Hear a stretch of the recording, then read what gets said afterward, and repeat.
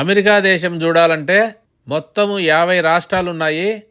తూర్పు పక్కన ఉండే న్యూయార్క్ నుంచి పడమటి పక్కనున్న శాన్ ఫ్రాన్సిస్కో వరకు సుమారుగా 5,000 కిలోమీటర్లు ఉంది. కారులో గనక బయలుదేరితే ఒక 45 గంటలు పడుతుంది, అంటే సుమారుగా 2 రోజులు పడుతుంది. అదే గనక విమానంలో అయితే సుమారుగా 5 గంటలు పడుతుంది. అమెరికాలో 50 రాష్ట్రాలని నేను చూస్తూ మీకు చూపిద్దామని సుమారుగా ఈ తూర్పు ప్రాంతంలో ఉన్న రాష్ట్రాలు 10 రాష్ట్రాలు తిరిగాను. ఇదిగో ఈరోజు ఈ వర్జీనియా కింద ఉండే నార్త్ కెరళైనా అనే రాష్ట్రానికి బయలుదేరి కారులో చూసుకుంటా మీకు చూపించుకుంటా పోదామని బయలుదేరినా కానీ ఇదిగో ఈ వర్షం తగులుకునింది. ఇదిగో ఇట్లా టన్నెళ్ళు దాటుకుంటా, టోల్ రోడ్లు దాటుకుంటా, ఎప్పుడు ఫ్యాషన్గా ఉండే సిటీలే కాకుండా అమెరికాలో ఏమేమి ఉంటాయో నిజంగా అన్నీ చూసుకుంటా పోదాము. ఏదో రకరకాల మిల్లులు మాదిరి ఉన్నాయి ఇక్కడ, సిమెంట్ చేసేటివో మరి ఏంటివో ఇవి.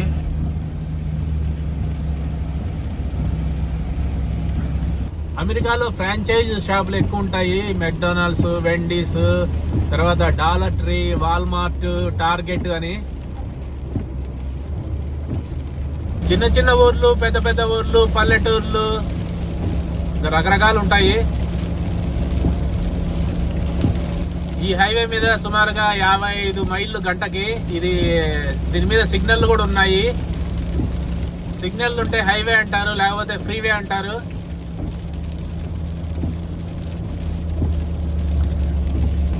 ఇంకా ఈ ప్రాంతం అంతా కూడా ఫ్లాట్ గా ఉంది. ఆ ట్రాక్టర్లు, హెక్టర్లు అన్ని కూడా కనిపిస్తున్నాయి. కొంచెం వ్యవసాయం అట్లా కూడా చేసేటట్టే ఉన్నారు సుమారుగా.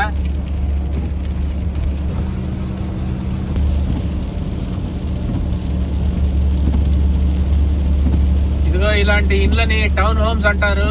రాసిగోడలు ఉంటాయి ఇండ్లకి. చాలా మటుకు 3 లెవెల్స్ ఉంటాయి ఇక్కడ ఈ ప్రాంతంలో అంతా కూడా. ఇంకా ఇక్కడ రైళ్లు క్రాస్ చేయడానికి రైల్వే గేట్లు కూడా ఉన్నాయి.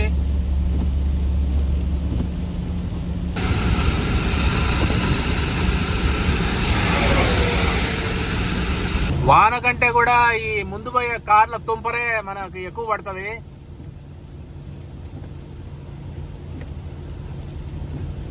అన్ని దేశాల్లో ఉన్నట్టే అమెరికాలో కూడా అన్ని రకాల ప్రాంతాలు ఉంటాయి. బీద ప్రాంతాలు ఉంటాయి, బాగా ఉన్నోళ్ళు ఉండే ప్రాంతాలు ఉంటాయి. ఇంకా దారమ్మడి పోలీసు వాళ్ళు టికెట్లు ఇస్తుంటారు స్పీడ్ పోయిన వాళ్ళకి, లేకపోతే యాక్సిడెంట్లు అయిన కార్లు తీయడానికి.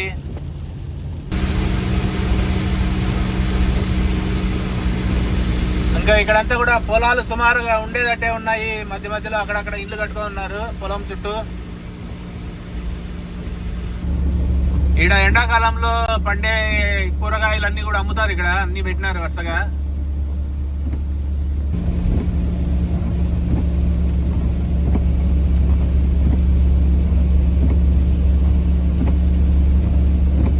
మధ్య మధ్యలో ఇట్లా రైతు మార్కెట్ల మాదిరిగా ఈ కూరగాయలు అమ్మే షాపులు ఉన్నాయి. ఇక్కడ ఈ షాపులో తుపాకులు అమ్ముతారంట.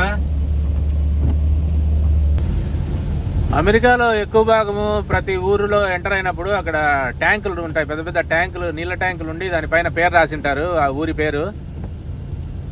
ప్రకృతి మీద మనము చిరాకు పడి ఏం లాభం లేదు. ఎండుంటే టోపీ పెట్టుకొని, వానుంటే గొడుగు తీసుకొని, చలి ఉంటే జాకెట్ వేసుకొని పోతా ఉండడమే. ఇక్కడంతా కూడా రోడ్ల మీద, హైవేల మీద ఎన్ని మైళ్ళు ఉంది, ఎంతసేపు పడుతుంది, ట్రాఫిక్ ను బట్టి పెట్టింటారు బోర్డులు. ఈ ప్రాంతం అంతా కూడా సముద్రానికి దగ్గర ఉంది కాబట్టి చాలా మంది టూరిస్టులు వస్తూ ఉంటారు కాబట్టి అడ్వర్టైజ్మెంట్ బోర్డులు తుక్కుతున్నాయి రోడ్డుకి 2 పక్కల.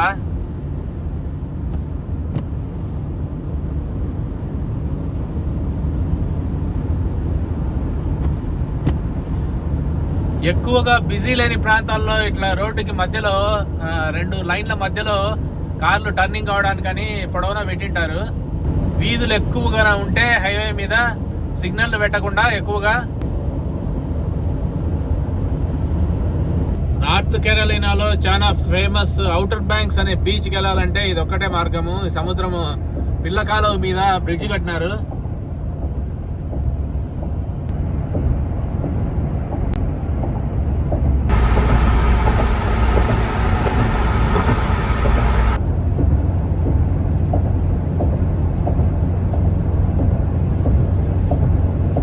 ఈ బ్రిడ్జ్ సుమారుగా ఒక 2-3 మైళ్ళు ఉన్నట్టుంది.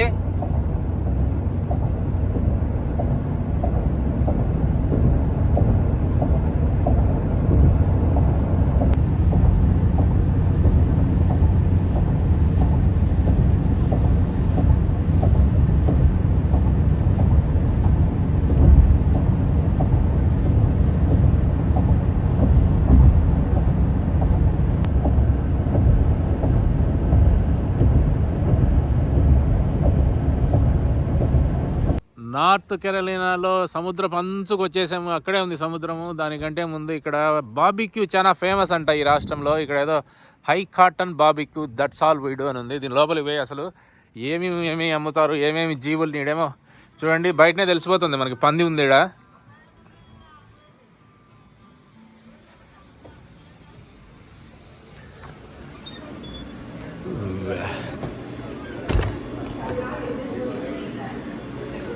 బార్బిక్యూ రెస్టారెంట్ అంటే అన్నీ బయట పెట్టింటారు అనుకున్నా కానీ ఏం లేవు, ఆర్డర్ చేసుకొని తినాలంట. ఇంకా ఏడన్నా బీచ్ దగ్గర కూర్చొని తినొచ్చని. ఇదిగో ఇది చికెన్, స్మోక్డ్ చికెన్ అంట. స్మోక్డా ఫ్రైడా అన్నారు, 2 రకాలు ఉన్నాయి. తర్వాత దీంతో పాటు 2 సైడ్లు వస్తాయంట. ఫ్రెంచ్ ఫ్రైస్, బేక్డ్ బీన్స్ అన్నారు. సముద్రంలో ప్రయాణం ఎట్టుంటుందో ఇదిగో ఈ వీడియోలో చూపించినాను. రోడ్డు మీద, విమానాలలోనే కాక ఒక విచిత్రమైన పడవలో పోయినాము. ఇదిగో ఈ వీడియోలో ఉంది, చూడండి.